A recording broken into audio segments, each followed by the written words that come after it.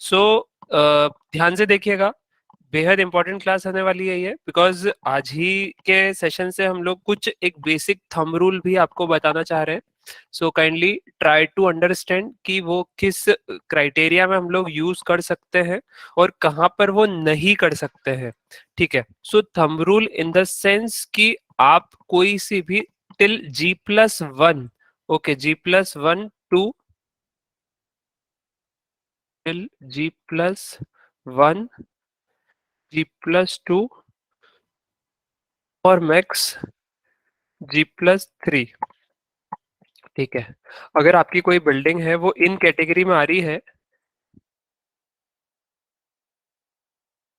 और जो कि अर्थक्वेक जोन 2 और 3 तक ही सीमित है।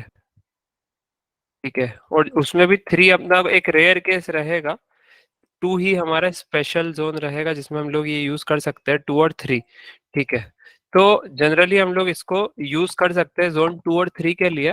ठीक है, ऐसा कहीं पे कोई रूल सॉर्ट ऑफ रूल नहीं है, ये सिर्फ हमने ऐसा देखा है कि बहुत बार इसी रिजल्ट में पास हो जाता है।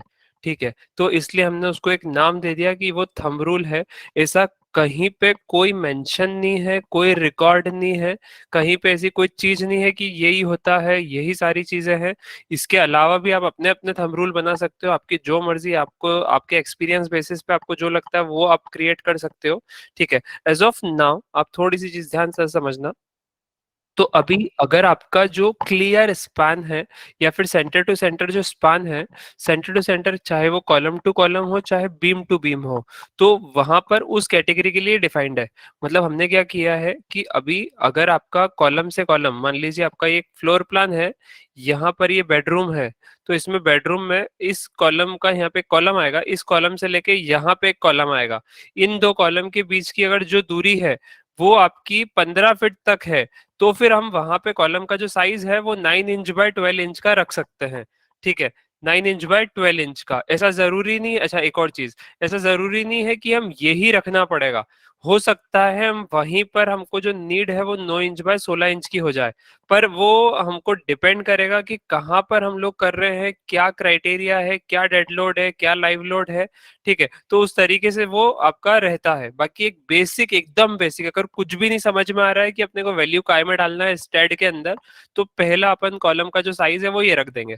ठीक है, दूसरी चीज, अब अगर मान लो 15 फीट से लेके 18 फीट तक का स्पान है आपका। स्पान जो शब्द है इसका मतलब आई होप आप सभी को पता है।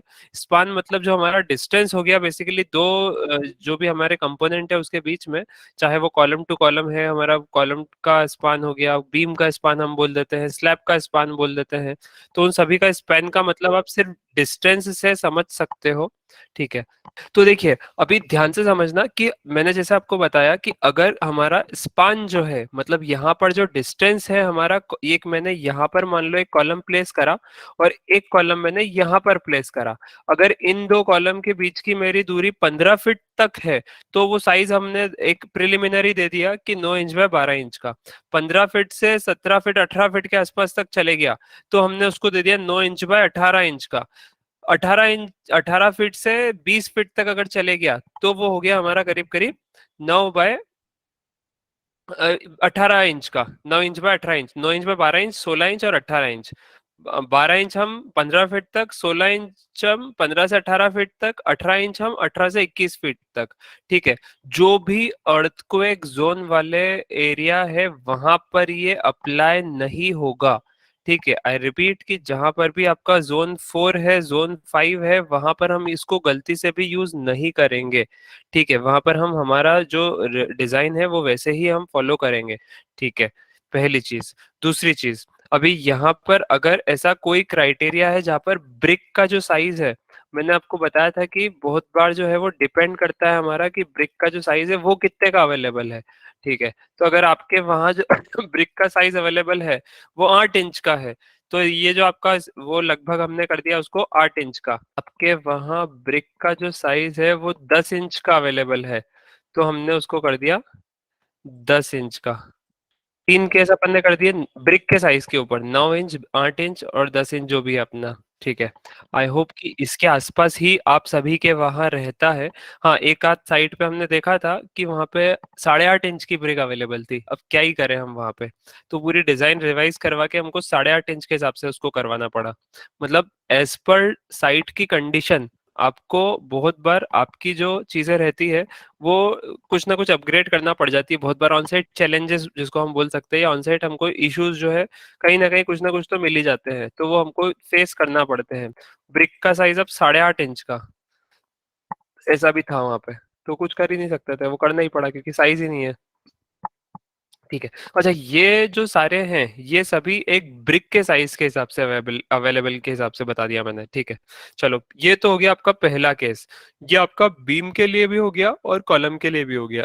अब इसमें एक और क्वेश्चन आता है कि हमारा जो कॉलम है, हम लोग आपने देखा होगा बहुत बार मैक्सिमम जो साइज है वो 9 इंच बाय 9 इंच के आपने बहुत सारे घर देखे होंगे। जैसे आपके आसपास ही आप में से कई सारे ऐसे लोग होंगे जिनके अभी खुद के आपके घर होंगे वो 9 इंच बाय 9 इंच के ही बन रहे हैं या बने हुए हैं।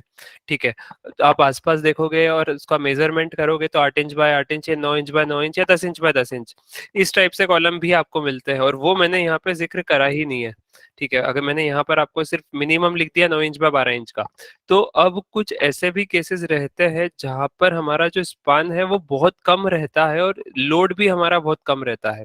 ठीक है। इसमें हम फिर एक और कैटेगरी लेके आते हैं कि अगर हमारा जो स्पान है वो बहुत ज्यादा कम है, सिर्फ सिंप्लेक्स है, अगर सिर्फ सिंप्लेक्स से जरा सा प्लान है तो फिर हम वहां पे स्टार्टिंग बाय 9 इंच से भी कर लेते हैं। Depending upon the category and your experience आप वहां पे चेक कर सकते हो एक बार चेक प्रिलिमिनरी साइजेस में ही कि अगर 9 इंच बाय 9 इंच में हो रहा है, बट इसमें क्लाइंट शुड बी रिस्ट्रिक्टेड कि उसको ग्राउंड फ्लोर ही बनाना है या G+1 बिल्कुल फिक्स है, उसके ऊपर कभी जीवन में बना ही नहीं सकता है। तो उस केस में आप ये वाला जो क्राइटेरिया है वो कर सकते हो। बिकॉज आप जो भी डिजाइन दोगे क्लाइंट उसके ऊपर एक और फ्लोर को एक्सटेंड करेगा ही करेगा, चाहे वो अभी करे चाहे वो 10 साल बाद करे। मतलब उसके माइंड में कोई ना कोई उनके घर के आसपास मामा चाचा नाना काका कोई ना कोई रहते ही है जो हमारा हमेशा एक फ्लोर जो आगे एक्सटेंड करवाते ही है, एक कमरा आगे एक्सटेंड होता है और वो कमरा होते होते होते होते वो पूरा फ्लोर होता है। ठीक है। तो इसमें जो बहुत सारे लोकल लोग रहते हैं वो भी ये बोल देते हैं कि यार इतना तो बना लिया है, एक और बनाने में क्या ही जा रहा है। ठीक है। तो इस टाइप से भी कैटेगरी होती है, तो इसमें हम 9 9 इंच बाय 9 इंच, इधर 8 इंच बाय 8 इंच, इधर 10 इंच बाय 10 इंच। ठीक है। तो इस टाइप से भी हमारा जो आपका जो डिजाइनिंग रहती है वो आप थोड़ी थोड़ी सी एड ऑन कर सकते हो। तो हमारा जो बहुत सारा पार्ट है इंडिया का वो जोन 4 और जोन 5 में भी अब कवर हो चुका है।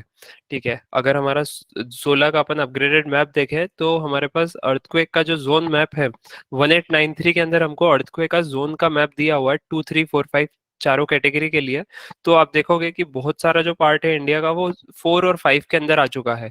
तो अब आप बोलोगे यार आप तो जो डिजाइन के जो थंब रूल्स बता रहे हो, तो ये सब थंब रूल्स तो आपने एक जोन 2 या बिना अर्थक्वेक जोन वाली जगह के लिए बता दिए हैं। तो अब अर्थक्वेक जोन वाले लोग वो क्या करें। ठीक है। तो अब उस सभी केसेस में आपको वैसे तो डिजाइन करना ही पड़ता है। बाकी वहां पर आप मिनिमम जो साइज है वो आप रख सकते हो 12 इंच बाय 12 इंच का।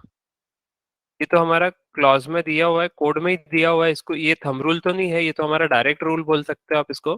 अर्थक्वेक जोन के लिए हमारा कम से कम जैसे हमारे यहाँ पे 10 इंच बाय 10 इंच है उस टाइप से आपका ये 12 इंच बाय 12 इंच है। ठीक है। इसका दूसरा वर्जन हो गया आपका 12 इंच बाय 12 इंच पहले ही, और दूसरा ये दोनों मान लो। दूसरा वर्जन हो गया आपका 12 इंच बाय 16 इंच, तीसरा हो गया 12 इंच बाय 18 इंच। मतलब आपको जो 1 बाय 1 फॉलो फॉलो करना है process, that should be like कि पहला पहले सबसे छोटा, पहला ट्राई सबसे छोटा, सॉरी, फिर दूसरा ट्राई आपका उससे बड़ा 9 इंच बाय 12 इंच का, तीसरा साइज आपका उससे और बड़ा 9 इंच बाय 16 इंच का, फिर तीसरा उसके बाद चौथा ट्राई आपका 9 इंच बाय 18 इंच का। मतलब आप हर एक एक करके ऐसे ट्राई करते जा रहे हो। आपका जो जो भी साइज है वो आप एक एक करके ट्राई कर रहे हो। ऐसा नहीं कि आपने सीधे जो है कॉलम में बिल्डिंग के अंदर आपने 9 इंच बाय 18 इंच लगा के दे दिया क्लाइंट को। आप बोलोगे भैया मैंने तो चेक कर लिया पास ही है। अब वहां पे आपको क्लाइंट बोलेगा यार मैंने आपको हायर क्यों करा है, आप मेरा पैसा बचाने आए हो या डुबवाने आए हो मेरे को। तो आपको दोनों चीज सोच के चलना है, स्ट्रेंथ भी आपको ही सोचना है और पैसा है वो भी आपको ही सोचना है। आपको जो है जो कंस्ट्रक्शन करना है that should be very optimum, न ज्यादा न कम, जो जितना नीड है उतना चाहिए। अब अगर वो बोलेगा कि भाई बहुत ज्यादा दे दिया, तो फिर आपको पता होना चाहिए कि यार हमने तो जो हमारे हिसाब से जो बेस्ट हो सकता है वही दिया, इससे कम हम नहीं दे पाएंगे। ठीक है। बहुत सारी बार ऐसे झगड़े भी हो जाते हैं कि यार आपने तो इतना बोला था, यहाँ पे तो ये इतने में ही करके दे रहा है, या फिर हमारा जो घर है वो तो 50 साल से बना हुआ है, वो तो इस 9 इंच बाय 9 इंच में बना हुआ है और 4 फ्लोर की बिल्डिंग है। तो ऐसे बहुत सारे केस आपके पास आएंगे। बाकी as per code, as per rule, as per design हम वो नहीं दे सकते हैं, तो you have to strictly deny कि हम जो पॉसिबल है वो देंगे, नहीं होगा नहीं देंगे, क्लियर मना करना है। आपको गलत नहीं देना है किसी को भी, किसी भी केस में जो डिजाइन में हमारा आ रहा है उसके हिसाब से ही आपको देना है क्लाइंट को या किसी को भी। ठीक है।